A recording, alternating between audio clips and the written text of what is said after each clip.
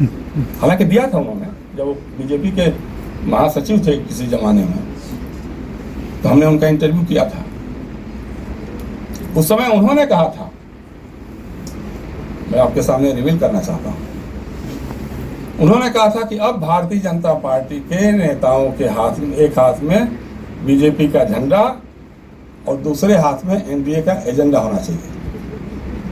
अब हमें अयोध्या, 370, 3 तलाक, कॉमन सिविल कोड जैसे जो हमारे विवादित मुद्दे हैं उनको कोल्ड स्टोरेज में रख देना चाहिए। ये नरेंद्र मोदी ने कहा। आज क्या है? आज तो ऐसी ऐसी बातें कर रहे हैं, मतलब लगता ही नहीं क्या है। अब एक नया सी गुफा उन्होंने छोड़ दिया, communal civil code, secular civil code.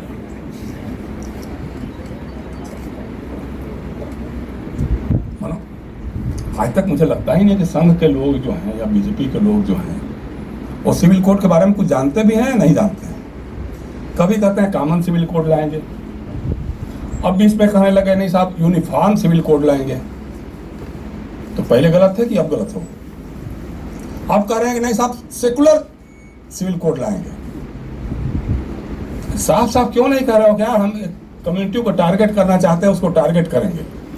सीधी सी बात है। सिविल कोड के नाम पे हम अपना कोड लागू करेंगे। मन में आपके मनुस्मृति घुसी हुई है,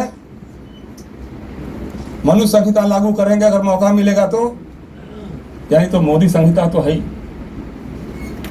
तो मन में तो ये बातें हैं, लेकिन इस तरह की ऐसी ऐसी चीजें बोलते जाएंगे, कुछ ना कुछ कह देंगे कि आप उसी पर तरह करते रहिए।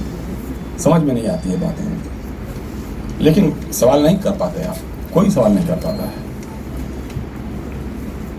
इस तरह की बातें हैं।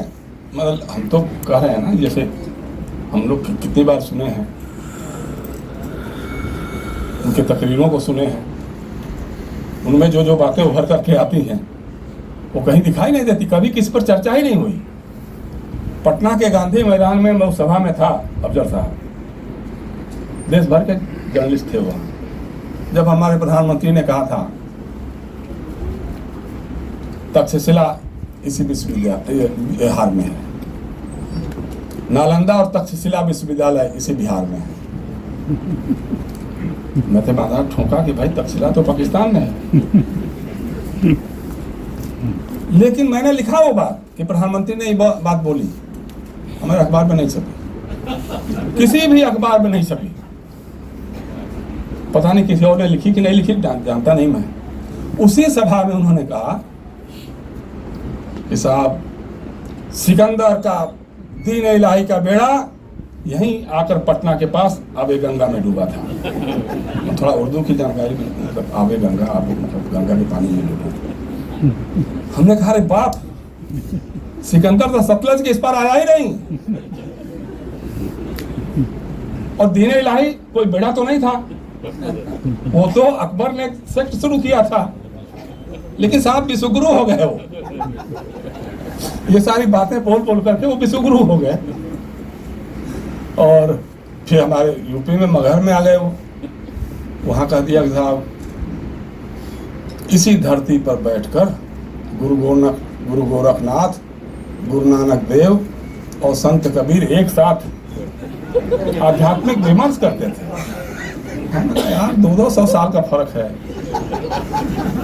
ये भी नहीं कहा कि उनकी आत्माएं विमर्श करती थी, उन्होंने कहा सब यही बैठ करके करते थे। और तालियां था, वो तो रोज अभी भी लाल किले में जो उन्होंने भाषण किया, दुनिया भर में दाओस में जाकर के उन्होंने कहा दिया कि साहब 600 करोड़ मतदाताओं ने मुझको प्रधानमंत्री चुना है। पूरे दुनिया की आबादी भी 600 करोड़ नहीं हो गई, लेकिन वहां भी तालियां बजी, जम के बजी। मतलब कमाल है, बेलौस झूठ बोलने का अगर किसी के पास तमगा हासिल है तो वो हमारे देश के प्रधानमंत्री का है, लेकिन उनसे कोई सवाल नहीं कर सकता।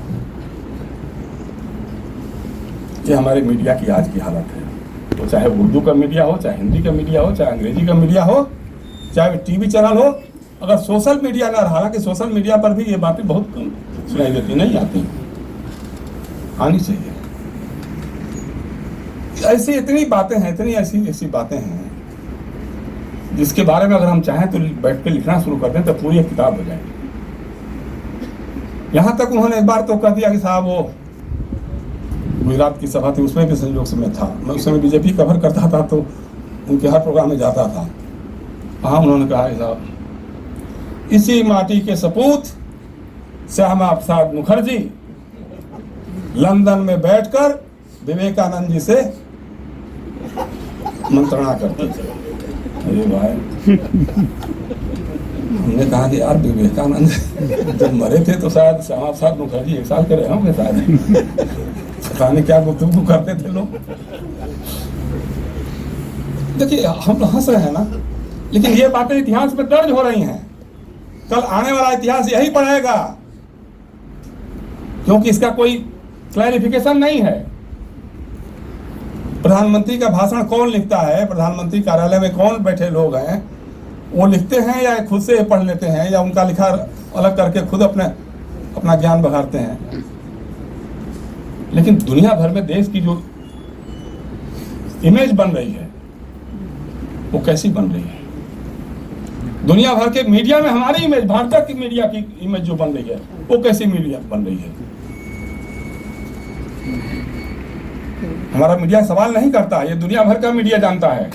दिल्ली में बैठ करके जो दुनिया भर के यहाँ करस्पॉन्डेंट रहते हैं वो जानते हैं, उन बातों को जानते हैं, लेकिन इसको हम स्वीकार भी करने में शर्माते हैं। तो आज हालत हो गई है। मैं बहुत सारी बातें अब नहीं करूँगा, मैं इतना ही कहूँगा। मैं कल देख रहा था तो एक रील में कोई एक शेर सुनाई दिया मुझको, वही ताज है, वही तख्त है,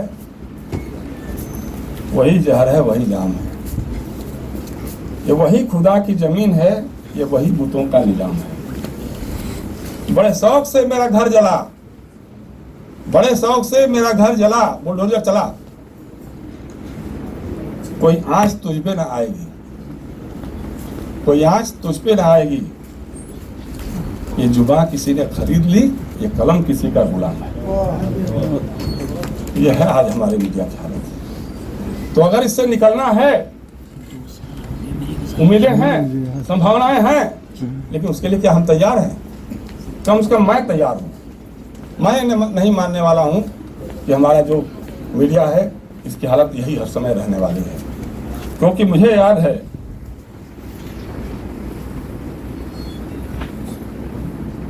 होकर मायूस न आंगन से उखाड़ो पौधे, धूप बरसी है तो बरसात भी यही होगी। शुक्रिया बहुत बहुत।